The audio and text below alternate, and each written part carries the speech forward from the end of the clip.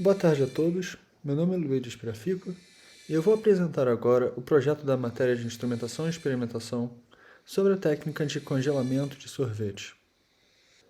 No próximo slide, irei dar uma introdução breve ao tema. Nos próximos slides, irei falar brevemente sobre a produção do sorvete de forma geral. Depois disso, irei explicar os fatores que influenciam na qualidade final do sorvete. E por último, sobre o congelamento do sorvete e a importância desta etapa e como podemos melhorá-la ou também até mesmo automatizá-la, de forma para melhorar a produção de forma geral. No próximo slide, irei falar sobre o objetivo desse projeto. Temos como objetivo deste projeto a análise do processo de congelamento do sorvete e a utilização do site do Tinkercad para a realização de uma simulação de Arduino, para que assim possamos fazer a simulação de um controle e automatização de certas partes desse processo de congelamento do sorvete e da cristalização do sorvete. No próximo slide, irei explicar as etapas da produção do sorvete em si. Na produção do sorvete, existem várias etapas. Primeiro, nós temos os ingredientes, nossa matéria-prima em si, para a nossa mistura desse nosso sorvete. Depois disso, esses ingredientes são misturados a temperaturas elevadas de entre uns 30 a 70 graus, de forma com que a gente tenha uma mistura líquida, onde essa mistura é misturada continuamente até que atinja uma homogeneidade. A gente quer uma homogeneização dessa mistura. Depois disso, é realizada uma esterilização de forma que o produto seja livre de bactérias, por exemplo. Após a esterilização, temos uma refrigeração e depois um processo chamado de aging, onde a mistura do sorvete descansa por um tempo para poder realmente atingir essas temperaturas de 0 a 5 graus. Depois dessa espera, dessa descansa, é feito o congelamento em si, a cristalização do sorvete, onde o principal objetivo é atingir uma consistência e uma cremosidade boa, o que vai impactar diretamente na qualidade final do nosso sorvete. Após isso, a gente coloca o sorvete em um recipiente que ele vai ser vendido como um pote de sorvete ou até mesmo numa casquinha, a gente tem vários tipos de sorvete em vários recipientes diferentes. Então ele ainda tem uma certa cremosidade ali maior. Quer dizer que ele ainda não está 100% sólido. Porque após disso a gente colocar no recipiente, a gente vai gelar ele, vai refrigerar mais ainda, com temperaturas menores ainda, de forma que a gente venha solidificar mesmo essa mistura e aí terminar o empacotamento. E por fim, o armazenamento do sorvete, onde ele já está embalado e pronto para distribuição. Nos próximos slides, eu irei explicar os princípios da cristalização do sorvete, quais são os fatores e as variáveis importantes que vão influenciar na qualidade final. A cremosidade do sorvete irá depender, por exemplo, dos ingredientes utilizados e também dos cristais de gelo formados durante o congelamento, a cristalização do sorvete. É importante que esses cristais sejam menores possíveis, de forma que venhamos a ter um sorvete com a melhor cremosidade possível. Isso é porque os cristais, quando a gente tem cristais maiores, acaba que a gente tem uma textura final granulada e a nossa cremosidade em si vai ser menor. Isso acaba levando a gente ter um produto de qualidade inferior. Isso pode até, no caso, impactar nas vendas até mesmo desse produto. O processo de congelamento ou de cristalização ocorre da seguinte maneira. A gente tem uma mistura homogênea, onde ela está com uma temperatura acima de congelamento e ela é bombeada para o recipiente. É utilizado um líquido refrigerante, como por exemplo a amônia, que vai por fora do nosso recipiente para causar a formação de pequenos cristais em volta. E esses cristais acabam se formando nas paredes, onde tem as temperaturas menores, e vão sendo soltos e dispersos utilizando-se lâminas que são presas a um eixo rotativo. É importante a gente pensar que se eu tiver uma temperatura baixa demais, esses cristais vão estar muito grandes.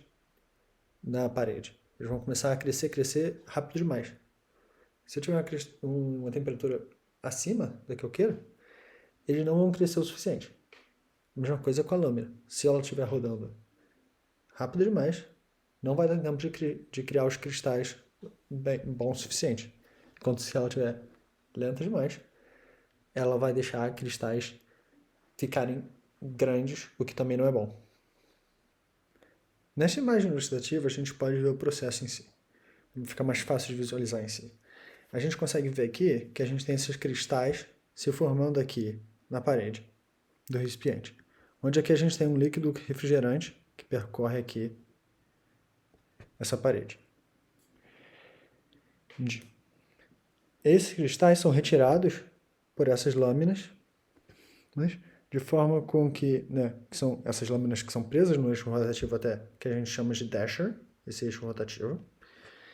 E aí, o que acontece é que esses cristais, quando são soltos das paredes, eles vão indo para o centro, vão saindo aqui das paredes, vão indo mais para o centro, e aí eles vão indo para um lugar mais quente, porque aqui na parede é o lugar onde está mais frio. Então eles vão sendo soltados e vão indo para aqui. E eles vão se quebrando, porque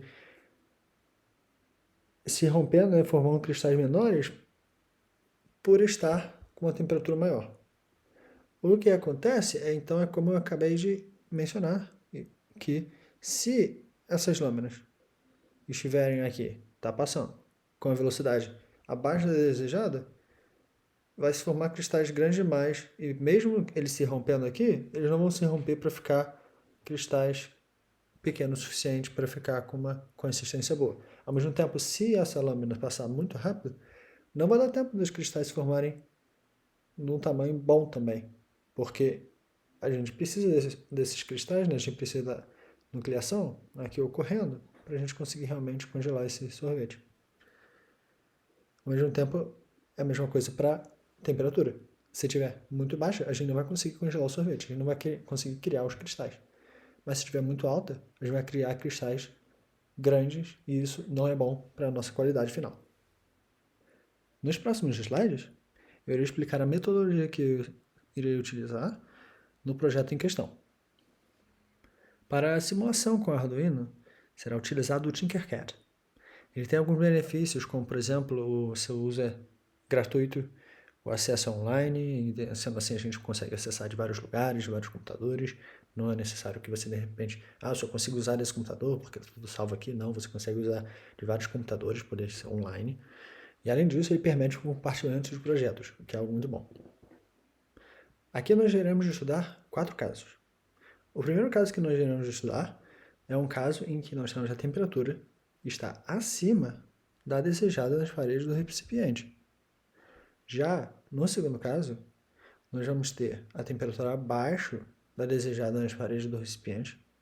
No terceiro caso, nós vamos agora ver sobre a velocidade, onde nós teremos a velocidade das nossas lâminas estando acima da desejada.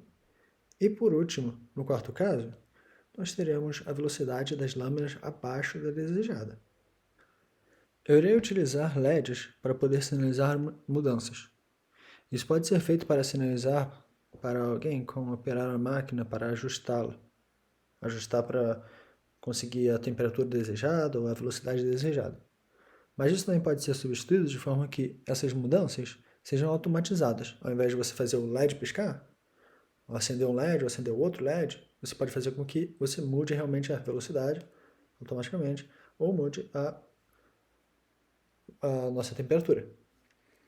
Bem, eu terei 6 LEDs para a temperatura, 6 LEDs para velocidade. 2 grupos com 3 LEDs cada. Cada grupo com 3 LEDs vai ter cada uma cor. Azul, verde e vermelho, por exemplo. O grupo 1 vai indicar quando a gente está acima da nossa variável desejada. O grupo 2 indicará que estamos abaixo da nossa variável desejada. Cada cor indica o quanto devemos modificar a nossa variável para que nos aproximemos do nosso valor desejado. A gente vai estar fazendo cada vez modificações inteiras, então, e não contínuas, porque fica mais fácil até da gente conseguir implementar.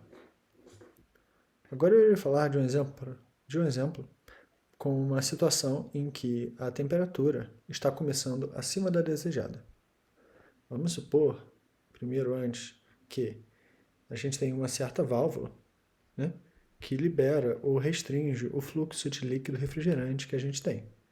E que, no que a gente faz uma rotação de 16 graus dessa válvula, a gente tem um aumento, a gente causa um aumento ou uma diminuição de 4 graus Celsius em si. E essa rotação vai ser indicada pelo LED azul.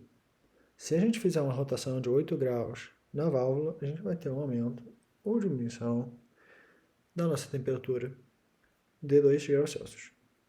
E a gente vai indicar isso pela essa rotação, essa operação, pelo LED verde. E já, por último, uma rotação de 4 graus da válvula, tendo assim um aumento ou diminuição de 1 grau Celsius, indicado pelo LED vermelho. Então, por exemplo, se a gente começa acima da temperatura desejada, a gente vai e começa no grupo 1, porque a gente está acima da nossa temperatura desejada. E a gente começa com LED azul, que é o que vai diminuir ou aumentar a maior quantidade. Então, e aí o que a gente vai fazer? A gente vai rodando até que a gente passe.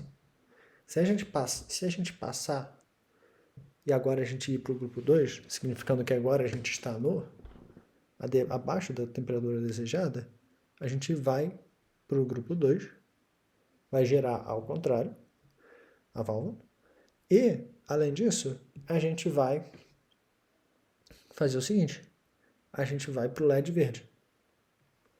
Porque se a gente continuar no LED azul, a gente vai simplesmente voltar para o grupo 1. Então, a gente vai para o LED verde. Quando a gente passar de novo, a gente volta para o grupo 1 e vai para o LED vermelho. Se a gente passar de novo para o grupo 2, aí a gente continua no LED vermelho, que seria, a gente estaria aqui supondo que seria o mínimo que a gente consegue, o máximo que a gente consegue controlar. Caso nós tenhamos uma convergência, a gente diminuiu e conseguiu chegar aqui no valor exato que a gente quer, por assim dizer. Todos os LEDs se acendem ao mesmo tempo, para indicar essa convergência. Se a gente não consegue uma convergência, e fica oscilando, de repente, oscila do grupo 1 para o 2, 1 para o 2, 1 para o 2, isso já chegando no LED vermelho, por exemplo, o que eu quero dizer com já chegando no LED vermelho é que a gente não consegue mais